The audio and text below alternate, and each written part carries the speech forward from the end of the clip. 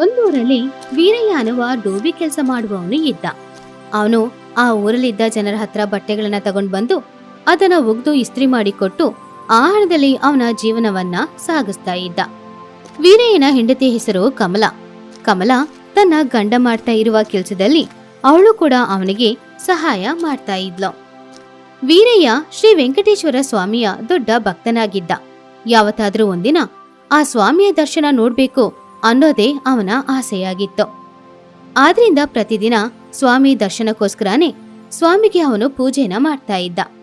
ವೀರಯ್ಯ ವಾಸ ಮಾಡ್ತಾ ಇದ್ದ ಊರಿನಲ್ಲಿ ಒಂದು ದೊಡ್ಡ ವೆಂಕಟೇಶ್ವರ ಸ್ವಾಮಿಯ ದೇವಸ್ಥಾನ ಇತ್ತು. ಆ ದೇವಸ್ಥಾನದ ಪೂಜಾರಿ ರಮಣ. ರಮಣ ಕೂಡ ಸ್ವಾಮಿಯ ದೊಡ್ಡ ಭಕ್ತನಾಗಿದ್ದ. ತುಂಬಾ ಭಕ್ತಿಯಿಂದ ಪೂಜೆ ಮಾಡ್ತಾ ಇದ್ದ. ರಮಣ ಒಬ್ಬ ಅನಾಥ ಅನ್ನೋದ್ರಿಂದ ಅವನು ಯಾವಾಗ್ಲೂ ದೇವಸ್ಥಾನದಲ್ಲೇ ಇದ್ದ. ರಮಣ ಆ ವೆಂಕಟೇಶ್ವರ ಸ್ವಾಮಿಯನ್ನ ತನ್ನ ತಂದೆಯಾಗಿ ಭಾವಿಸ್ತಾ ಇದ್ದ. ಏನ್ರಿ, ಏನ್ ಯೋಚನೆ ಮಾಡ್ತಿದ್ದೀರಾ? ಒಂದು ಕಡೆ ಬಟ್ಟೆ ಒಗಿಲಿಕ್ಕೆ ಅಷ್ಟೊಂದೇ ಇದೆ, ಆದ್ರೆ ನೀವು ಮೇಲೆ ನೋಡ್ಕೊಂಡು ಏನೋ ಯೋಚನೆ ಮಾಡ್ತಾ ಇದ್ದೀರಾ? ಬೇರೆ ಏನು ಯೋಚನೆ ಮಾಡ್ತೀನಿ? ಆ ದೇವರು ಯಾವಾಗ ದರ್ಶನ ಕೊಡ್ತಾರೆ ಅಂತ ಯೋಚನೆ ಮಾಡ್ತಾ ಇದ್ದೀನಿ. ಪುರಾಣ ಕಥೆಗಳಲ್ಲಿ ವೆಂಕಟೇಶ್ವರ ಗರುಡ ವಾಹನದಲ್ಲಿ ಆಕಾಶದಲ್ಲಿ ಹಾರ್ಕೊಂಡು ಬರ್ತಾರಂತೆ. ಅದೇ ರೀತಿ ಇವಾಗಲೂ ಅದೇ ಥರ ಗರುಡ ವಾಹನದಲ್ಲಿ ಆಕಾಶದಿಂದ ಇಳಿದು ಬರ್ತಾರೆ ಅಂತ ನಾನು ಕಾಯ್ತಾ ಇದ್ದೀನಿ. ವೆಂಕಟೇಶ್ವರ ಸ್ವಾಮಿ ಯಾವಾಗ ಬೇಕಾದ್ರೂ ಬರ್ತಾರೆ, ಆದ್ರೆ ನಾವು ಊರಿನ ಜನಗಳ ಬಟ್ಟೆನ ಒಗೆಯದಿದ್ರೆ ಅವ್ರು ನಮ್ನ ಹಾಕಿ ಒಡ್ದು ಬಿಡ್ತಾರೆ ರೀ. ಮೊದ್ಲೇ ಬಟ್ಟೆ ಒಗ್ದು 4 ದಿನಗಳಾಯ್ತು. ನೀವು ಒಗ್ದು ಕೊಟ್ರೆ ತಾನೇ ನಾನು ಇಸ್ತ್ರಿ ಮಾಡಕ್ಕಾಗೋದು. ಹಾಗೆ ಕಮಲ ವೀರಯ್ಯ ಇಬ್ರು ಮಾತಾಡ್ತಾ ಇದ್ರು. ವೀರಯ್ಯ ಬಟ್ಟೆ ಒಗೆಯೋದಕ್ಕೋಸ್ಕರ ನದಿ ಹತ್ರ ಹೋದ. ವೀರಯ್ಯ ಬಟ್ಟೆಗಳನ್ನು ಒಗ್ದು ಕೊಟ್ಟಾಗ ಅಲ್ಲಿ ಹಗ್ಗ ಕಟ್ಟಿ ಅದನ್ನ ಒಣಗಾಕ್ಸ್ತಾ ಇದ್ಲು ಕಮಲ. ಹಾಗೆ ಅವರಿಬ್ರು ಅವ್ರವ್ರ ಕೆಲ್ಸನ ಮಾಡ್ಕೊಳ್ತಾ ಇದ್ರು. ಇನ್ನೊಂದ್ ಕಡೆ ರಮಣ ಶ್ರೀ ವೆಂಕಟೇಶ್ವರ ಸ್ವಾಮಿಗೆ ಅಲಂಕಾರ ಮಾಡ್ತಾ ಇದ್ದ. ಸ್ವಾಮಿ, ಎಷ್ಟು ಹೂಗಳಿಂದ ನಿಮ್ಮನ್ನು ಅಲಂಕಾರ ಮಾಡಿದ್ರೂ ಸರಿ, ನನಗೆ ಮಾತ್ರ ತೃಪ್ತಿನೇ ಆಗೋದಿಲ್ಲ. ಇನ್ನೂ ಹೂಗಳು ಬೇಕು. ಇನ್ನೂ ನಿಮ್ಮನ್ನ ತುಂಬ ಅಲಂಕಾರ ಮಾಡಬೇಕು ಅಂತ ನನಗೆ ಆಸೆ ಆಗ್ತಾ ಇದೆ. ಬರ್ತಾ ಇರುವ ಏಕಾದಶಿಯಂದು ನಿಮ್ಮನ್ನ ತುಂಬ ಹೂಗಳಿಂದ ಅಲಂಕಾರ ಮಾಡ್ತೀನಿ. ಹಾಗೇನೆ ದೊಡ್ಡ ತುಳಸಿ ಮಾಲೆಯನ್ನು ಕಟ್ಟಿ ಹಾಕ್ತೀನಿ. ಹಾಗೆ ರಮಣ ಸ್ವಾಮಿಯ ಹತ್ರ ಮಾತಾಡ್ತಾ ಇದ್ದ. ರಮಣ ಮಾತಾಡಿದನ ನೋಡಿ ಆ ಊರಿನವರೆಲ್ಲರೂ ತುಂಬಾ ಆಶ್ಚರ್ಯಪಟ್ರು. ರಮಣನಿಗೆ ಸ್ವಾಮಿಯ ಮೇಲೆ ಇರುವ ಭಕ್ತಿಯನ್ನು ನೋಡಿ ಆ ಊರಿನವರು ಅವನನ್ನ ತುಂಬಾ ಮೆಚ್ಚಿಕೊಂಡ್ರು. ಹೀಗಿರುವಾಗ ಒಂದಿನ ವೀರಯ್ಯ ಆ ವೆಂಕಟೇಶ್ವರ ಸ್ವಾಮಿಯ ದೇವಸ್ಥಾನಕ್ಕೆ ಹೋಗಿ ಸ್ವಾಮಿಯ ಹತ್ರ ಈ ರೀತಿ ಬೇಡ್ಕೊಳ್ತಿದ್ದ. ನಾನು ಚಿಕ್ಕ ವಯಸ್ಸಿನಿಂದ ನಿಮ್ಮನ್ನ ನೋಡಬೇಕು ಅಂತ ಕನಸು ಕಾಣ್ತಾ ಇದ್ದೀನಿ ಸ್ವಾಮಿ. ಆದರೆ ಒಂದ್ಸಲ ಕೂಡ ನನ್ನ ಕನಸನ್ನು ಈಡೇರಿಸಲೇ ಇಲ್ಲ ನೀವು. ನಿಮ್ಮ ಜೊತೆ ಒಂದು ವಿಷಯ ಹೇಳಕ್ಕೆಂತಾನೆ ನಾನು ಬಂದೆ. ನಾನು ಈ ಊರಲ್ಲಿರುವ ನಿಮ್ಮ ಭಕ್ತರಿಗೆ 11 ಜನಕ್ಕೆ ಅನ್ನದಾನ ಮಾಡಬೇಕು ಅಂತ ಇದ್ದೀನಿ. ಅವಾಗಾದ್ರೂ ಬಂದು ನನಗೆ ದರ್ಶನ ಕೊಡಿ. ಹಾಗೆ ರಮಣ ಸ್ವಾಮಿಯ ಹತ್ರ ಅನ್ನದಾನ ಮಾಡ್ತೀನಿ ಅಂತ ಹೇಳಿ ಆಮೇಲೆ ಅಲ್ಲಿಂದ ಮನೆಗೆ ಹೋದ. ಹಾಗೆ 1 ವಾರದ ತನಕ ಅವನು ಕಷ್ಟಪಟ್ಟು ಕೆಲಸಗಳನ್ನ ಮಾಡಿ ಅನ್ನದಾನಕ್ಕೆ ಬೇಕಾಗಿರುವ ಹಣವನ್ನ ಸ್ವಲ್ಪ ಸ್ವಲ್ಪ ಕೂಡಿಡ್ತಾ ಇದ್ದ. ಆ ಹಣದಲ್ಲಿ ಅನ್ನದಾನ ಮಾಡಕ್ಕೆ ಬೇಕಾಗಿರುವ ಸಾಮಗ್ರಿಗಳನ್ನೆಲ್ಲ ತಗೊಂಡ್ ಬಂದು ತನ್ನ ಹೆಂಡತಿ ಹತ್ರ ಕೊಟ್ಟು ಅಡಿಗೆ ಮಾಡಕ್ ಹೇಳ್ದ. ನೀವು ಹೋಗಿ ಭಕ್ತರನ್ನು ಕರ್ಕೊಬನ್ನಿ, ಅಷ್ಟ್ರೊಳಗೆ ನಾನು ಎಲ್ಲರಿಗೂ ಅಡಿಗೆನ ಮಾಡಿಡ್ತೀನಿ.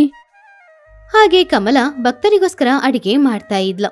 ಈ ಕಡೆ ರಮಣ ಊರೆಲ್ಲ ತಿರುಗಾಡಿ ವೆಂಕಟೇಶ್ವರ ಸ್ವಾಮಿಯ 11 ಭಕ್ತರನ್ನ ಮನೆಗೆ ಕರ್ಕೊಂಡ್ ಬಂದ. ನೀವು ತುಂಬ ಪುಣ್ಯ ಮಾಡಿದವರು. ನಿಮಗೆ ಊಟ ಹಾಕೋದು ಆ ದೇವರಿಗೆ ಊಟ ಕೊಡುವ ರೀತಿ. ದಯವಿಟ್ಟು ನಾನು ಕೊಡುವ ಅನ್ನದಾನವನ್ನು ಸ್ವೀಕರಿಸಿ ಎಲ್ಲರೂ ಊಟ ಮಾಡಿ ಹೋಗಿ. ಹಾಗೆ ರಮಣ 11 ಭಕ್ತರಿಗೆ ಹೊಟ್ಟೆ ತುಂಬಾ ಊಟ ಹಾಕ್ತ. ಅವರೆಲ್ಲರೂ ಊಟ ಮಾಡ್ತಾ ಇದ್ರು. ಹಾಗೆ ತೃಪ್ತಿಯಾಗಿ ಎಲ್ರೂ ಊಟ ಮಾಡಿ ರಮಣನನ್ನ ಆಶೀರ್ವಾದ ಮಾಡಿ ಹೋದ್ರು. ಆ ದಿನದಿಂದ ರಮಣ ಯಾವಾಗ ಶ್ರೀ ವೆಂಕಟೇಶ್ವರ ಸ್ವಾಮಿಯ ದರ್ಶನ ಸಿಗುತ್ತೆ ಅಂತ ಅವನು ಕಾಯ್ತಾನೇ ಇದ್ದ. ಅನ್ನದಾನ ಮಾಡಿ 1 ವಾರ ಆಯಿತು. ಆದರೆ ಇವಾಗ ತನಕ ಆ ದೇವರು ನನಗೆ ದರ್ಶನ ಕೊಡಲೇ ಇಲ್ಲ. ಇವಾಗಲೇ ದೇವಸ್ಥಾನಕ್ಕೆ ಹೋಗ್ತೀನಿ. ಆ ವೆಂಕಟೇಶ್ವರ ಸ್ವಾಮಿನ ನೋಡಿ ಪ್ರಶ್ನೆ ಕೇಳ್ತೀನಿ. ಹಾಗಂತ ಅಂದ್ಕೊಂಡು ಅವನು ಸ್ವಾಮಿಯ ದೇವಸ್ಥಾನಕ್ಕೆ ಹೋಗಿ ಅಲ್ಲಿ ಸ್ವಾಮಿಯ ಹತ್ರ ಕೂಗಿ ಬೇಡ್ಕೊಳ್ತಾ ಇದ್ದ. ಆವಾಗ ಅದನ್ನು ನೋಡಿದ ರಮಣ ಈ ರೀತಿ ಕೇಳ್ದ. ಏನ್ ವೀರಯ್ಯ, ಯಾಕೆ ಈ ಥರ ಚಿಂತೆ ಮಾಡ್ತಾ ಇದ್ಯಾ? ಏನು ಅಂತ ಹೇಳೋದು ಪುರೋಹಿತರೆ? ನಾನು ಸ್ವಾಮಿ ಜೊತೆ ಬೇಡಿಕೊಂಡೆ. ಆ ಬೇಡಿಕೆಯನ್ನು ನಾನು ನೆರವೇರಿಸಿದೆ. ಆದರೂ ಸ್ವಾಮಿ ನನಗೆ ದರ್ಶನ ಕೊಡಲೇ ಇಲ್ಲ. ಅರೆ, ಸ್ವಾಮಿಯ ದರ್ಶನ ಸಿಗೋದು ಅಷ್ಟೊಂದು ಸುಲಭ ಅಂತ ತಿಳ್ಕೊಂಡಿದೀಯಾ? ಎಷ್ಟೋ ಋಷಿಗಳಿಗೂ ಎಷ್ಟೋ ವರ್ಷಗಳಿಂದ ತಪಸ್ಸು ಮಾಡಿದ್ರೂ ಸರಿ, ಅವರ ದರ್ಶನ ಸಿಗುವುದು ಅಷ್ಟೊಂದು ಸುಲಭವಲ್ಲ. ಹಾಗೆ ಇರುವಾಗ ನೀನು ಸ್ವಲ್ಪ ಭಕ್ತರಿಗೆ ಅನ್ನದಾನ ಮಾಡಿದ ತಕ್ಷಣ ಅವರ ದರ್ಶನ ನಿನಗೆ ಸಿಗುತ್ತಾ ಏನು? ಹಾಗಾದರೆ ಪುರೋಹಿತರೆ, ನಾನು ಏನು ಮಾಡಬೇಕು? ಏನು ಮಾಡಿದ್ರೆ ದೇವರು ನನಗೆ ದರ್ಶನವನ್ನು ಕೊಡ್ತಾರೆ? ನೀನೇನು ಮಾಡಬೇಡ. ನಿನ್ನ ಕೆಲಸವನ್ನು ನೀನು ಸರಿಯಾಗಿ ಮಾಡು. ಆದರೆ ಪ್ರತಿದಿನ ದೇವರ ಹೆಸರನ್ನು ಹೇಳಲಿಕ್ಕೆ ಮರಿಬೇಡ. ಯಾವ ಕೆಲಸವನ್ನು ಮಾಡಿದ್ರೂ ದೇವರನ್ನು ನೆನೆಸಿಕೊಂಡೇ ಮಾಡು. ಯಾವತ್ತಾದರೂ ಒಂದು ದಿನ ಸ್ವಾಮಿ ನಿನಗೆ ದರ್ಶನವನ್ನು ಖಂಡಿತ ಕೊಡ್ತಾರೆ. ಹಾಗೆ ರಮಣ 4 ಒಳ್ಳೆ ಮಾತುಗಳನ್ನು ಹೇಳಿ ವೀರಯ್ಯನನ್ನು ಅಲ್ಲಿಂದ ಕಳಿಸ್ತ. ಆ ದಿನದಿಂದ ವೀರಯ್ಯ ಓಂ ಶ್ರೀ ವೆಂಕಟೇಶಾಯ ನಮಃ ಅನ್ನುವ ನಾಮಸ್ಕರಣವನ್ನು ಹೇಳ್ತಾನೆ ಇದ್ದ. ಬಟ್ಟೆ ಒಗೆಯುವಾಗ್ಲೂ ಅದೇ ನಾಮಸ್ಕರಣನ ಮಾಡ್ತಾ ಇದ್ದ. ಬಟ್ಟೆನ ಇಸ್ತ್ರಿ ಮಾಡುವಾಗ್ಲೂ ಅದೇ ನಾಮಸ್ಕರಣವನ್ನ ಮಾಡ್ತಾ ಇದ್ದ. ಹೀಗೆ ಯಾವಾಗ್ಲೂ ಅವನು ಸ್ವಾಮಿಯ ಬಗ್ಗೆನೇ ಯೋಚನೆ ಮಾಡ್ತಿದ್ದ. ನಿಮ್ಮ ಭಕ್ತಿ ನಿಜವಾಗ್ಲೂ ಪರಿಶುದ್ಧವಾದದ್ದು. ಒಂದಲ್ಲ ಒಂದಿನ ಆ ದೇವರು ನಿಮ್ಮ ಮುಂದೆ ಬಂದು ನಿಲ್ತಾರೆ. ಹಾಗೆ ಕಮಲ ತನ್ನ ಗಂಡನ ಆಸೆ ಈಡೇರ್ಬೇಕು ಅಂತ ಆ ಸ್ವಾಮಿಗೆ ಪ್ರತಿದಿನ ಪೂಜೆ ಮಾಡ್ತಾ ಇದ್ಲು. ಹೀಗಿರುವಾಗ ಒಂದಿನ ವೀರಯ್ಯ ನದಿ ತೀರದಲ್ಲಿ ಬಟ್ಟೆ ಒಗಿತಾ ಇದ್ದಾಗ ಅವನ ಹತ್ರ ಒಬ್ಬ ಚಿಕ್ಕ ಹುಡುಗ ಬಂದ. ಯಾರಪ್ಪ ನೀನು? ನಾನು ಒಗೆಯೋ ಬಟ್ಟೆಯಲ್ಲಿ ನಿಮ್ಮನೆ ಬಟ್ಟೆನೂ ಇದೆಯಾ? ಇಲ್ಲ, ಇಲ್ಲಿರುವ ಬಟ್ಟೆ ಯಾವುದು ನಮ್ಮದಲ್ಲ. ಹಾಗಾದ್ರೆ ಈ ನದಿಗೆ ಯಾಕಪ್ಪ ಬಂದೆ? ಮನೆಗೋಗು. ನೀನ್ ಕರ್ದೆ ಅಂತಾನೆ ತುಂಬ ದೂರದಿಂದ ಬಂದೆ. ಈಗ ತಕ್ಷಣ ಹೋಗು ಎಂದರೆ ಹೇಗೆ? ಮೊದಲು ನನ್ನ ಯಾಕೆ ಕರ್ದೆ ಅಂತ ಹೇಳು. ಅರೆ ಇಲ್ಲಪ್ಪ, ನಾನು ನಿನ್ನ ಕರ್ದಿಲ್ವಲ್ಲ. ನಿನ್ನ ಅಂತ ಅಲ್ಲ, ನಾನು ಯಾರನ್ನೂ ಕರ್ದಿಲ್ಲ. ದಯವಿಟ್ಟು ಇಲ್ಲಿಂದ ಹೋಗು. ನಾನು ನನ್ನ ವೆಂಕಟೇಶ್ವರ ಸ್ವಾಮಿ ಹೆಸರನ್ನೇ ಯಾವಾಗಲೂ ಹೇಳ್ತಾ ಇರ್ತೀನಿ. ನಿನ್ನ ಜೊತೆ ಮಾತಾಡ್ಕೊಂಡೇ ಇದ್ರೆ ಆ ಹೆಸರನ್ನ ಹೇಳಲಿಕ್ಕಾಗಲ್ಲ. ಅದೆಲ್ಲವನ್ನು ಸ್ವಲ್ಪ ಬದಿಗಿಡು. ಮೊದಲು ನನ್ನ ಯಾಕೆ ಕರೆದೆ ಅಂತ ಹೇಳು. ಹಾಗೆ ಆ ಹುಡುಗ ಹೇಳಿದನ ನೋಡಿ ವೀರಯ್ಯನಿಗೆ ತುಂಬಾನು ಕೋಪ ಬಂತು. ವೀರಯ್ಯ ಅವನ್ ಮಾಡ್ತಾ ಇದ್ದ ಎಲ್ಲ ಕೆಲ್ಸನ ಬಿಟ್ಟು ಆ ಹುಡುಗನ ಹತ್ರ ಈ ರೀತಿ ಹೇಳ್ದ. ಏನಪ್ಪ, ನಾನು ನಿನ್ನ ಕರೀಲೇ ಇಲ್ಲ. ಸುಮ್ಮನೆ ಇಲ್ಲಿಂದ ಹೋಗು. ಹಾಗೆ ವೀರಯ್ಯ ಹೇಳಿದ್ರಿಂದ ಆ ಹುಡುಗ ಅಲ್ಲಿಂದ ಹೋಗ್ಬಿಟ್ಟ. ಹೀಗೆ ಹಲವಾರು ದಿನಗಳು ಹೋಯ್ತು. ಪಾಪ ವೀರಯ್ಯ ಸ್ವಾಮಿಯ ದರ್ಶನ ಸಿಗ್ಲಿಲ್ಲ ಅಂತ ತುಂಬಾನು ಬೇಜಾರು ಮಾಡ್ಕೊಳ್ತಾ ಇದ್ದ. ಹೀಗಿರುವಾಗ ಇನ್ನೊಂದಿನ ಪುನಃ ಆ ಹುಡುಗ ವೀರಯ್ಯನ ಹತ್ರ ಬಂದ. ಅರೆ, ಪುನಃ ಬಂದ್ಬಿಟ್ಟಿಯಾ? ಸ್ವಲ್ಪ ದಿನಗಳ ಹಿಂದೆ ಇಲ್ಲಿ ಬಂದೆ, ಈಗ ಪುನಃ ಬಂದಿದ್ಯಾ? ನಿನಗೇನು ಬೇಕಪ್ಪ? ಅರೆ, ನೀ ತಾನೇ ನನ್ನ ಕರೆದಿದ್ದು, ಅದರಿಂದನೇ ನಾ ಬಂದೆ. ಮೊದಲು ನನ್ನ ಯಾಕೆ ಕರೆದೆ ಅಂತ ಕಾರಣ ಹೇಳು. ಅಯ್ಯೋ ದೇವ್ರೆ, ನಾನು ನಿನ್ನ ಕರೆದಿಲ್ಲ ಅಂತ ಹೇಳಿದ್ರೆ ಕೇಳೋದೇ ಇಲ್ವಾ? ಇಲ್ಲಿಂದ ನೀನು ಹೋಗೋದಿದ್ರೆ ನಾನು ಏನು ಮಾಡ್ತೀನಿ ಅಂತ ನನಗೇ ಗೊತ್ತಿಲ್ಲ. ಹಾಗೆ ವೀರಯ್ಯ ಎಷ್ಟೇ ಹೇಳಿದ್ರೂ ಆ ಹುಡುಗ ಅಲ್ಲಿಂದ ಹೋಗ್ಲೇ ಇಲ್ಲ. ಈ ಸಲ ವೀರಯ್ಯನಿಗೆ ಆ ಹುಡುಗನ ಮೇಲೆ ತುಂಬಾನು ಕೋಪ ಬಂತು. ಆ ಕೋಪದಲ್ಲಿ ವೀರಯ್ಯ ಆ ಹುಡುಗನ ಎತ್ತಿ ನದಿ ನೀರಲ್ಲಿ ಹಾಕ್ಬಿಟ್ಟ. ಈ ಕಡೆ ಸ್ವಾಮಿಯ ದೇವಸ್ಥಾನದಲ್ಲಿ ದೇವರಿಗೆ ಅಲಂಕಾರ ಮಾಡ್ತಾ ಇದ್ದ ರಮಣ ಆವಾಗ ಇದ್ದಕ್ಕಿದ್ದಂತೆ ಸ್ವಾಮಿಯ ವಿಗ್ರಹವೆಲ್ಲ ಒದ್ದೆಯಾಗ್ತಾ ಇತ್ತು. ಆವಾಗ ಸಾಕ್ಷಾತ್ ಸ್ವಾಮಿ ರಮಣನ ಹತ್ರ ಈ ರೀತಿ ಹೇಳಿದ್ರು. ಇಲ್ಲಿ ನೋಡು ರಮಣ, ನನ್ನ ಭಕ್ತ ವೀರಯ್ಯ ನನ್ನ ನೀರಿನಲ್ಲಿ ಎತ್ತಿ ಹಾಕಿದ. ಸ್ವಲ್ಪ ಹೋಗಿ ನನ್ನನ್ನು ಕಾಪಾಡು. ಹಾಗಂತ ವಿಗ್ರಹದ ರೂಪದಲ್ಲಿದ್ದ ಸ್ವಾಮಿ ಹೇಳಿದನ ಕೇಳಿ ತಕ್ಷಣ ರಮಣ ದೇವಸ್ಥಾನದಿಂದ ನದಿ ತೀರಕ್ಕೆ ಹೋದ. ಅಲ್ಲಿ ಬಾಲಕನ ರೂಪದಲ್ಲಿದ್ದ ಸ್ವಾಮಿಯನ್ನ ವೀರಯ್ಯ ನದಿಯಲ್ಲಿ ಹಾಕ್ತಾ ಇರೋದನ್ನ ನೋಡ್ದ. ಅಯ್ಯಯ್ಯೋ ವೀರಯ್ಯ, ಏನ್ ಮಾಡ್ತಾ ಇದ್ದೆ ನೀನು? ಈ ಹುಡುಗನ ಯಾರು ಅಂತ ತಿಳ್ಕೊಂಡೆ? ನೀನು ಯಾವಾಗಲೂ ಪೂಜೆ ಮಾಡುವ ವೆಂಕಟೇಶ್ವರ ಇದು. ನಿನಗೆ ದರ್ಶನವನ್ನು ಕೊಡಲು ನಿನ್ನ ಮುಂದೆನೇ ಬಂದಿದ್ದಾರೆ, ಆದರೆ ಅವರನ್ನು ನೀರಿಗೆ ಎತ್ತಾಕಿದ್ಯಲ್ಲ. ಹಾಗಂತ ರಮಣ ಹೇಳ್ದಾಗ ವೀರಯ್ಯ ಆ ಹುಡುಗನನ್ನ ನೀರಿನಿಂದ ಹೊರಗಡೆ ತೆಗ್ದ. ಹಾಗೆ ಹೊರಗಡೆ ಬಂದ ಆ ಹುಡುಗ ತಕ್ಷಣ ಸ್ವಾಮಿಯ ರೂಪಕ್ಕೆ ಬದಲಾದ. ಆವಾಗ ವೀರಯ್ಯ ನಾನ್ ಮಾಡಿದ್ದು ತಪ್ಪು ಅಂತ ಸ್ವಾಮಿಯ ಕಾಲಿಗೆ ಬಿದ್ದು ಕ್ಷಮಾಪಣೆ ಕೇಳ್ದ. ನಿನಗೆ ದರ್ಶನವನ್ನು ಕೊಡಲು ನಾನು ವೈಕುಂಠದಿಂದ ಬಂದಿದ್ದೀನಿ, ಆದರೆ ನೀನು ನನ್ನ ಪಾತಾಳಕ್ಕೆ ಕಳಿಸ್ತಿದ್ದೀಯಲ್ಲ. ನೀನು ನನ್ನ ಮೇಲೆ ಇಟ್ಟಿರುವ ಭಕ್ತಿಯನ್ನು ನೋಡಿ ನಾನು ತುಂಬ ಸಂತೋಷ ಪಡ್ತಿದ್ದೀನಿ ವೀರಯ್ಯ. ಹಾಗೆ ವೆಂಕಟೇಶ್ವರ ಸ್ವಾಮಿ ವೀರಯ್ಯನಿಗೆ ದರ್ಶನನ ಕೊಟ್ರು. ಹಾಗೇನೆ ವೀರಯ್ಯ ಹಾಗೂ ರಮಣ ಇಬ್ರನ್ನು ಆಶೀರ್ವಾದ ಮಾಡಿ ಸ್ವಾಮಿ ಅಲ್ಲಿಂದ ಮಾಯವಾದ್ರು.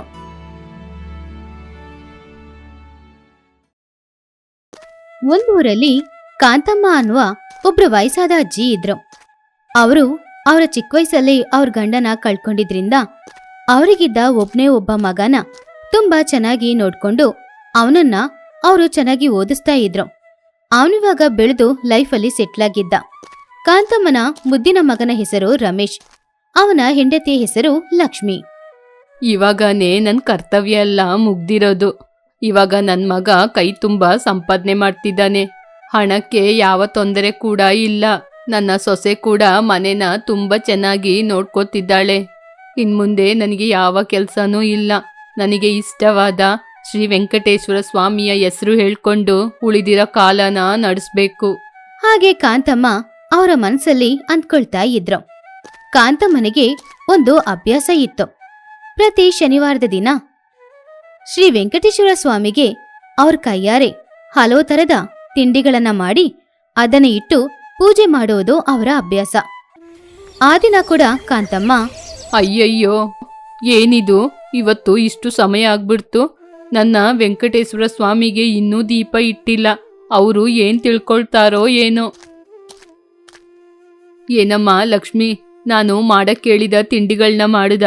ಅಯ್ಯೋ ಇಲ್ಲ ಅತ್ತೆ. ಅಯ್ಯೋ, ಇವತ್ತು ಶನಿವಾರ, ಮರ್ತ್ಬಿಟ್ಟಿಯಾ?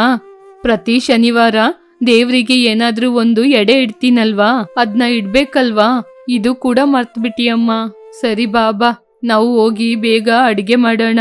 ಪ್ರಸಾದ ಇಡ್ಲಿಕ್ಕೆ ಕೂಡ ಟೈಮ್ ಆಗ್ಬಿಡ್ತು. ಹಾಗೆ ಕಾಂತಮ್ಮ ಲಕ್ಷ್ಮಿನ ಕರ್ಕೊಂಡು ಅಡಿಗೆ ಮನೆಗೆ ಹೋಗಿ ಅಡಿಗೆ ಮಾಡ್ತಾ ಇದ್ರು.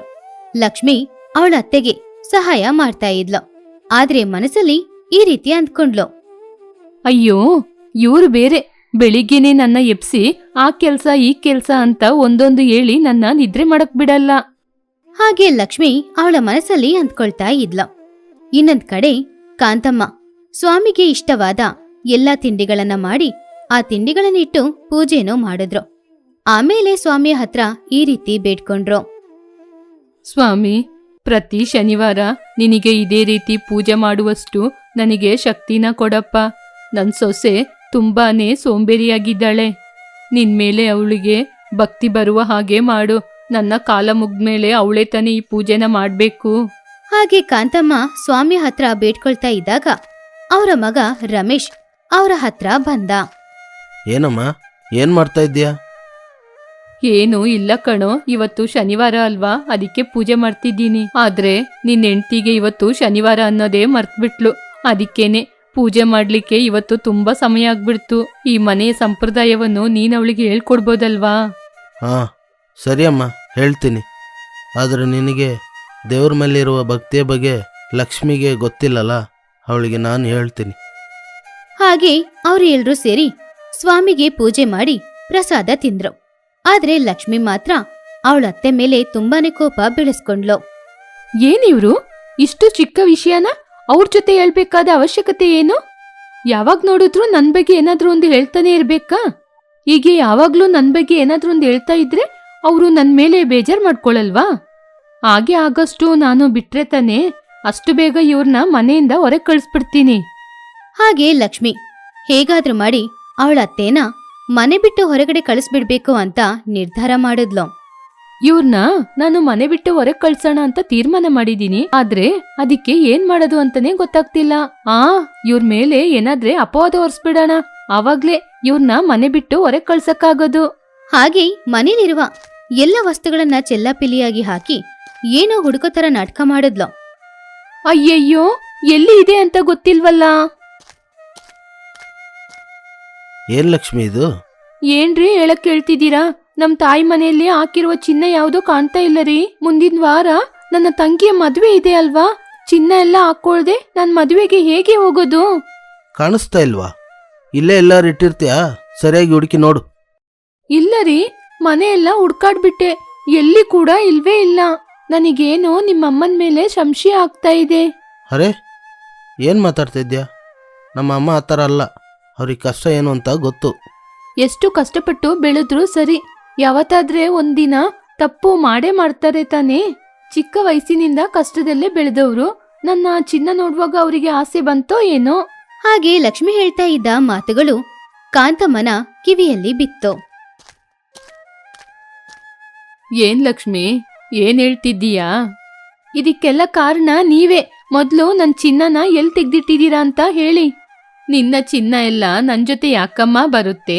ಏನ್ ಮಾತಾಡ್ತಿದ್ದೀಯಾ? ಏನು ಗೊತ್ತಿಲ್ಲದ ಹಾಗೆ ನಾಟಕ ಮಾಡ್ಬೇಡಿ. ನನ್ ಬೀರೋಲ್ಲಿ ಇಟ್ಟಿರೋ ಚಿನ್ನ ಯಾವುದು ಕಾಣ್ತಾ ಇಲ್ಲ. ನನಗೆ ಗೊತ್ತಿರುವ ಹಾಗೆ ಅದ್ನೆಲ್ಲ ನೀವೇ ತೆಗ್ದು ಇಟ್ಟಿರ್ತೀರ. ಮರ್ಯಾದೆಯಿಂದ ನನ್ ಚಿನ್ನ ಕೊಡಿ. ನಿನ್ನ ಚಿನ್ನ ಹೇಗಿರುತ್ತೆ ಅಂತ ಕೂಡ ನಂಗೆ ಗೊತ್ತಿಲ್ಲಮ್ಮ. ನಾನು ಅದನ್ನ ಮುಟ್ಟಿಲ್ಲ. ಈ ಮನೆಯಲ್ಲಿ ನನ್ನ ಬಿಟ್ರೆ ಬೇರೆ ಹೆಂಗಸರು ಯಾರು ಇಲ್ವಲ್ಲ. ಹಾಗಾದ್ರೆ ಚಿನ್ನ ಕಳ್ಳತನ ಆಗಿದೆ ಅಂದ್ರೆ ನೀವೇ ತಾನೇ ತೆಗ್ದಿರ್ತೀರಾ? ಹಾಗೆ ಲಕ್ಷ್ಮಿ ಕಾಂತಮ್ಮನ ಮೇಲೆ ಆರೋಪ ಹೊರಿಸಿದ್ಲು. ಅದನ್ನು ಕೇಳಿ ಕಾಂತಮ್ಮ ತುಂಬಾನು ಬೇಜಾರ್ ಮಾಡ್ಕೊಂಡ್ರು. ನಾನು ನಿನ್ ಚಿನ್ನನ ಮುಟ್ಲೇ ಇಲ್ಲ. ನೀನು ಸುಮ್ನೆ ನನ್ ಮೇಲೆ ಅಪವಾದ ಹೊರಿಸ್ತಾ ಇದ್ದೀಯ. ಆದ್ರೆ ನನ್ ಮಗ ಸುಮ್ನೆ ನೋಡ್ತಿರೋದ್ನ ನೋಡಿದ್ರೆ ನೀನ್ ಹೇಳಿರೋದ್ನ ನನ್ ಮಗ ನಂಬಿದಾನೆ. ಅದಕ್ಕೇನೆ ಅದ್ನ ಕೇಳ್ಕೊಂಡು ಅವನು ಸುಮ್ನೆ ನಿಂತಿದ್ದಾನೆ. ಅಯ್ಯೋ ಇಲ್ಲಮ್ಮ, ನಾನು ಯಾವತ್ತೂ ಆ ಥರ ಯೋಚನೆ ಮಾಡಿಲ್ಲ. ಇನ್ನು ಮುಂದೆ ನಾನ್ ಈ ಮನೆಯಲ್ಲಿ ಇರೋದಿಲ್ಲ. ನಾನ್ ತಾನೇ ನಿನ್ ಚಿನ್ನನ ಕದ್ದಿದ್ದೀನಿ ಅಂತ ನೀನು ಹೇಳ್ತಿದ್ದೀಯಾ? ಆ ಚಿನ್ನಕ್ಕೆ ಬದಲಾಗಿ ಎಷ್ಟು ಹಣ ಸಂಪಾದನೆ ಮಾಡಕ್ಕಾಗುತ್ತೋ ಅಷ್ಟು ಹಣ ಸಂಪಾದನೆ ಮಾಡಿ ಕೊಡ್ತೀನಿ. ಅರೆ ಅಮ್ಮ, ಏನು ಹೇಳ್ತಾ ಇದ್ಯಾ? ನೀನು ಸಣ್ಣ ಹುಡುಗಿನ ಈಗ? ಈ ವಯಸ್ಸಲ್ಲಿ ಹೇಗೆ ಕೆಲಸ ಮಾಡ್ತೀಯಾ? ಹೇಗೆ ಹಣ ಸಂಪಾದನೆ ಮಾಡ್ತೀಯಾ? ನನಗೆ ಆ ವೆಂಕಟೇಶ್ವರ ಸ್ವಾಮಿ ಜೊತೆಗಿರ್ತಾನೆ ಕಣೋ. ನಾನು ಹೇಗಾದ್ರೂ ಸಂಪಾದನೆ ಮಾಡಿ ದುಡ್ಡು ತರ್ತೀನಿ. ಹಾಗಂತ ಹೇಳಿ ಕಾಂತಮ್ಮ ಮನೆಯೊಳಗಡೆ ಹೋಗಿ ಅವರ ಇಷ್ಟ ದೈವ ಶ್ರೀ ವೆಂಕಟೇಶ್ವರ ಸ್ವಾಮಿಯ ಫೋಟೋನ ಮನೆಯಿಂದ ಹೊರಗಡೆ ತಗೊಂಡ್ ಬಂದು ಆ ಊರಲ್ಲಿರುವ ಒಂದು ಚಿಕ್ಕ ಗುಡಿಸಲಲ್ಲಿ ವಾಸ ಮಾಡಕ್ಕೆ ಶುರು ಮಾಡಿದ್ರು. ಏನು ಸ್ವಾಮಿ ಇದು? ಈ ಕೆಟ್ಟ ಹೆಸರನ್ನ ನನ್ನಿಂದ ಹೊರಕ್ಕಾಗ್ತಾ ಇಲ್ಲ. ಆದ್ರೆ ನಾನು ನೀನಿರುವ ನಂಬಿಕೆಯಲ್ಲಿ ಹೊರಗೋಗಿ ಹಣ ಸಂಪಾದನೆ ಮಾಡಿ ಬರ್ತೀನಿ ಅಂತ ಹೇಳಿ ಬಂದಿದ್ದೀನಿ. ಆದ್ರೆ ಇವಾಗ ನಾನು ಏನ್ ಮಾಡೋದು ಅಂತ ನಂಗೆ ಗೊತ್ತಾಗ್ತಿಲ್ಲ. ಹಾಗೆ ಕಾಂತಮ್ಮ ದೇವ್ರತ್ರ ಬೇಡ್ಕೊಳ್ತಾ ಇದ್ದಾಗ ಅವ್ರ ಮನೆಯ ಬಾಗಿಲ ಹತ್ರ ಒಬ್ಬ ಚಿಕ್ಕ ಹುಡುಗ ಬಂದ. ನಾನು ತಿರುಪತಿಗೆ ಹೋಗ್ತಾ ಇದ್ದೀನಿ. ದಾರಿಯಲ್ಲಿ ತುಂಬಾ ಹಸಿವಾಯ್ತು. ಅದಕ್ಕೇನೆ ಊಟ ಮಾಡಿ ವಿಶ್ರಾಂತಿ ತಗೊಳ್ಳೋಣ ಅಂತ ಬಂದೆ. ಖಂಡಿತವಾಗಿ ನೀನ್ ನನ್ ಜೊತೆ ಇರ್ಬೋದಪ್ಪ.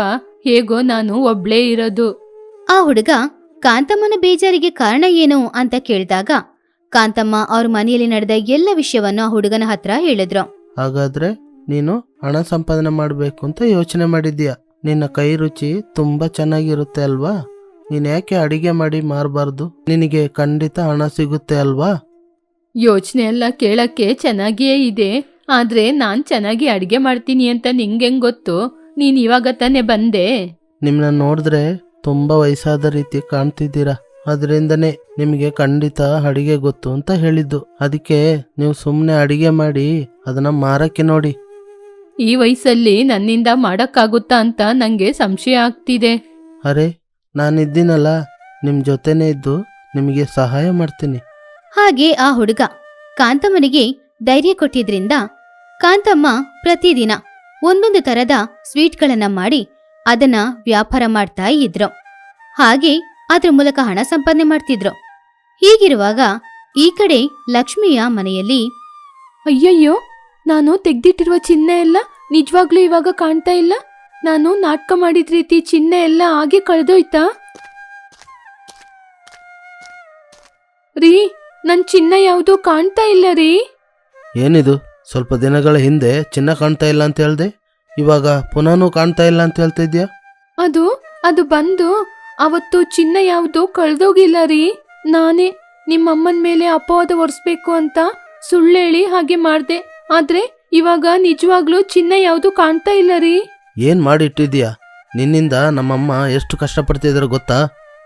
ಹಾಗೆ ರಮೇಶ್ ಲಕ್ಷ್ಮಿನ ಕರ್ಕೊಂಡು ಕಾಂತಮ್ಮನನ್ನ ನೋಡಕ್ಕೆ ಹೋದ. ಲಕ್ಷ್ಮಿನ ಕಾಂತಮ್ಮನ ಹತ್ರ ಕ್ಷಮಾಪಣೆ ಕೇಳಕ್ ಹೇಳ್ದ. ಚಿನ್ನ ಎಲ್ಲ ಕಳೆದೋಯ್ತು ಅಂತ ನಾನು ಸುಳ್ಳೇಳಿ ನಿಮ್ ಮೇಲೆ ಅಪವಾದ ಹೊರಿಸ್ಬಿಟ್ಟೆ ಅತ್ತೆ. ಆದ್ರೆ ಆ ದೇವ್ರು ನಿಜವಾಗ್ಲೇ ಚಿನ್ನ ಕಾಣದ ರೀತಿ ಮಾಡ್ಬಿಟ್ಟ. ಹಾಗೆ ಅವರೆಲ್ಲರೂ ಮಾತಾಡ್ತಾ ಇದ್ದಾಗ ಆ ಚಿಕ್ಕ ಹುಡುಗ ಸ್ವಾಮಿಯ ಹಾಗೆ ಬದ್ಲಾದ. ನನ್ನ ಭಕ್ತರು ಕಷ್ಟಪಟ್ರೆ ನಾನು ನೋಡ್ಕೊಂಡು ಸುಮ್ಮನೆ ಇರ್ತೀನಾ? ತಪ್ಪು ಮಾಡಿದೆ ನೀನೇ, ನಿನ್ನ ತಪ್ಪನ್ನು ನೀನೇ ಒಪ್ಕೋಬೇಕು ಅಂತ ನಾನು ಈ ಥರ ಒಂದು ನಾಟಕ ಮಾಡಿದೆ. ನನ್ನ ಕ್ಷಮಿಸಿ ಸ್ವಾಮಿ, ಇನ್ ಮುಂದೆ ಈ ರೀತಿ ತಪ್ಪನ ಮಾಡೋದಿಲ್ಲ. ಇಷ್ಟು ದಿನ ನನ್ನ ಜೊತೆಗೆ ಇದ್ದಿದ್ದು ನೀವೇನಾ ಸ್ವಾಮಿ? ನಿಮಗೆ ಹೇಗೆ ಧನ್ಯವಾದ ಹೇಳೋದು ಅಂತ ನಂಗೆ ಗೊತ್ತಾಗ್ತಿಲ್ಲ ಸ್ವಾಮಿ. ನನ್ನ ಭಕ್ತರು ಕಷ್ಟದಲ್ಲಿರುವಾಗ ಅವ್ರನ್ನ ಹೇಗೆ ಒಂಟಿಯಾಗಿ ಬಿಡುವುದು? ಇಲ್ಲಿ ನೋಡು ಲಕ್ಷ್ಮಿ, ನಿನ್ನ ಚಿನ್ನ ಆಭರಣಗಳು ನನ್ನ ಜೊತೆನೇ ಇದೆ. ಇನ್ನು ಮುಂದೆ ಯಾರ ಮೇಲೇನೂ ಈ ಥರ ಅಪವಾದ ಹೊರಿಸ್ಬೇಡ. ಹಾಗೆ ಸ್ವಾಮಿ ಲಕ್ಷ್ಮಿಯ ಎಲ್ಲ ಒಡವೆಗಳನ್ನ ಅವಳಿಗೆ ವಾಪಸ್ ಕೊಟ್ಟು ಅವ್ರು ಎಲ್ಲರನ್ನ ಮನಸಾರೆ ಆಶೀರ್ವಾದ ಮಾಡಿ ಆಮೇಲೆ ಅಲ್ಲಿಂದ ಮಾಯವಾದ್ರು. ಆದ್ರೆ ಕಾಂತಮ್ಮ ತನ್ನ ಮಗನ ಮನೆಗೆ ಹೋಗ್ಲಿಲ್ಲ. ಆ ಗುಡಿಸಲಲ್ಲೇ ಇದ್ದು ಸ್ವಾಮಿ ಪ್ರಾರಂಭಿಸಿದ ಆ ಸ್ವೀಟ್ ವ್ಯಾಪಾರನ ಮಾಡಿ ಸಿಗೋ ಹಣದಲ್ಲಿ ಹಲವಾರು ಬಡವರಿಗೆ ಸಹಾಯ ಮಾಡ್ತಾ ಇದ್ರು.